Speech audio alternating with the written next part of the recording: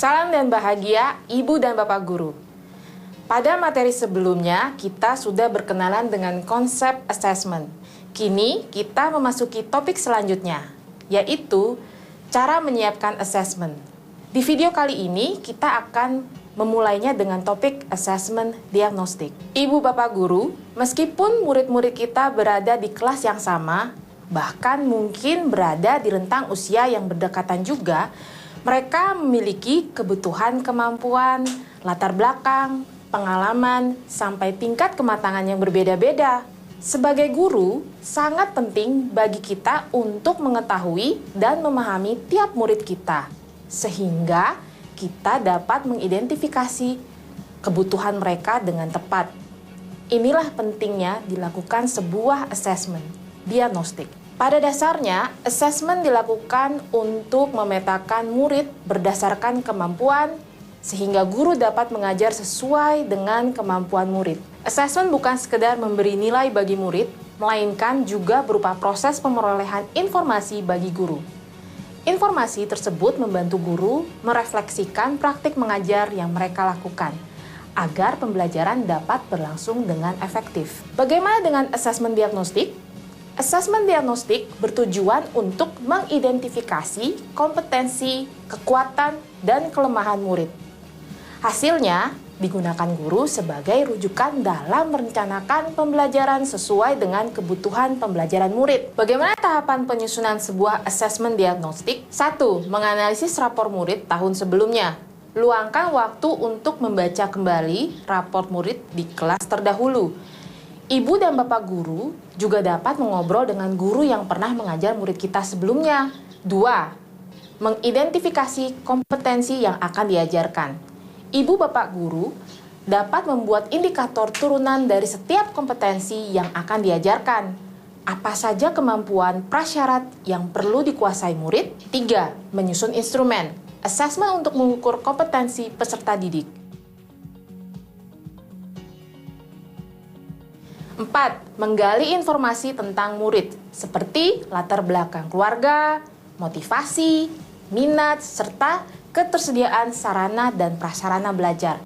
Tidak hanya terbatas pada itu saja, Ibu Bapak Guru juga dapat mencari tahu aspek yang lain sesuai kebutuhan murid di sekolah. 5. Melaksanakan assessment dan mengolah hasil. 6.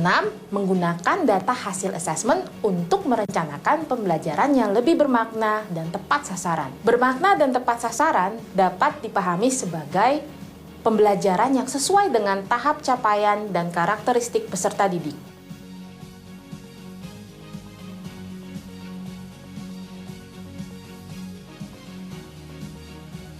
Ibu dan Bapak Guru, mari kita simak cerita dari Pak Doni berikut ini. Pak Doni adalah seorang guru kelas 5 SD. Ia hendak mengajar materi kegiatan ekonomi di kelasnya. Pak Doni hendak memulai pelajaran dengan memperkenalkan 3 contoh kegiatan ekonomi, yaitu produksi, konsumsi, dan distribusi. Materi ini termasuk dalam mata pelajaran IPAS.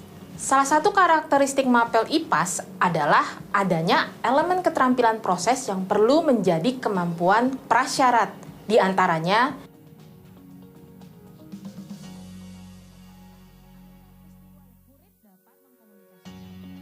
pencatatan untuk keterampilan prasyarat ini dapat dilakukan dalam bentuk catatan anekdotal. Nah, bagaimana cara Pak Doni mengetahui apakah murid-muridnya sudah memiliki kemampuan prasyarat tersebut? Pak Doni memulai pelajaran dengan kegiatan diskusi dan tanya jawab.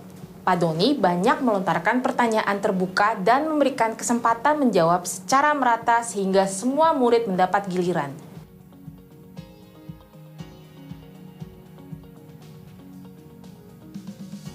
Enam contoh pertanyaan tersebut dapat mengukur 4 kemampuan prasyarat yang ditentukan sebelumnya. Pertanyaan 1, 2, dan 4, mengamati dan menganalisis, mengkomunikasikan gagasan. Pertanyaan ketiga, kelima, dan keenam, mempertanyakan dan memprediksi, mengkomunikasikan gagasan. Jawaban dan respon murid memperlihatkan sejauh mana mereka telah mengenal dan memahami konsep dasar serta kosakata yang berhubungan dengan kegiatan ekonomi. Dari asesmen ini, Pak Doni dapat memetakan kemampuan murid-muridnya menjadi melampaui,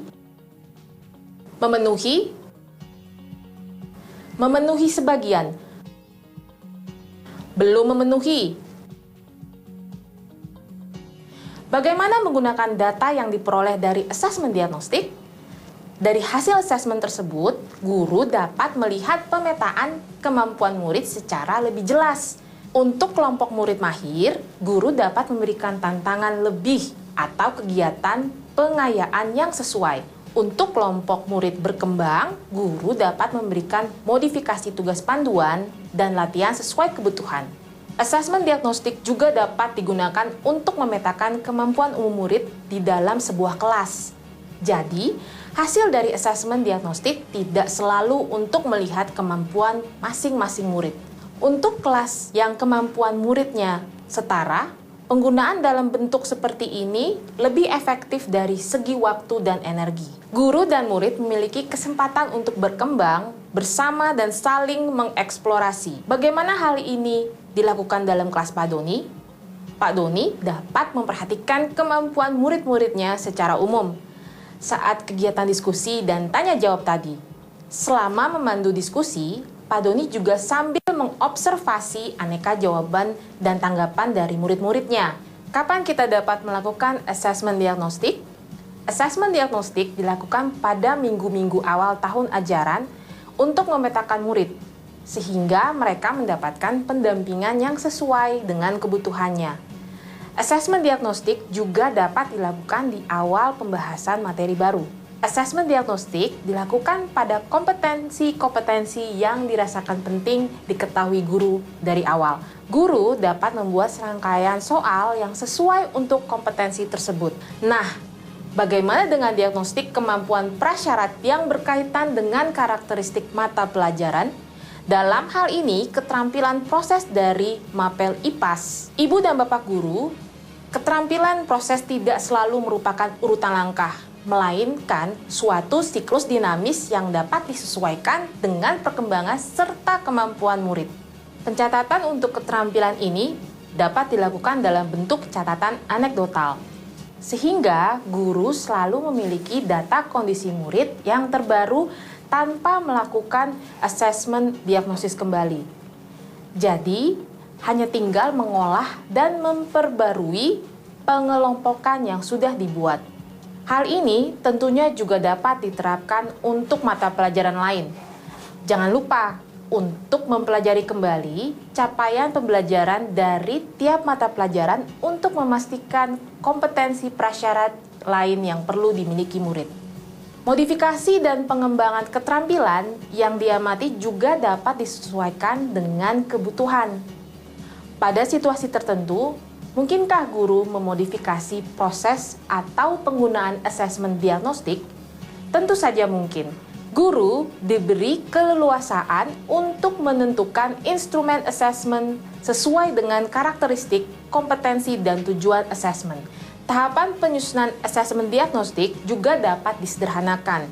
Misalnya, jika dilakukan pada awal lingkup materi, tahap 4 boleh dilewatkan.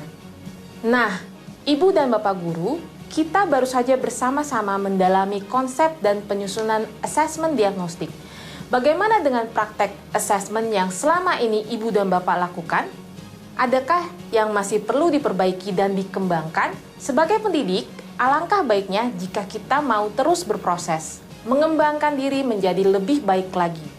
Bukankah itu juga yang selama ini kita sampaikan kepada murid-murid kita? Proses belajar tidak hanya berhenti sampai di asesmen. Kekayaan informasi yang diperoleh dari asesmen membawa kita ke tahap berikutnya dengan tujuan mewujudkan pengalaman belajar yang bermakna bagi murid dan diri kita sendiri.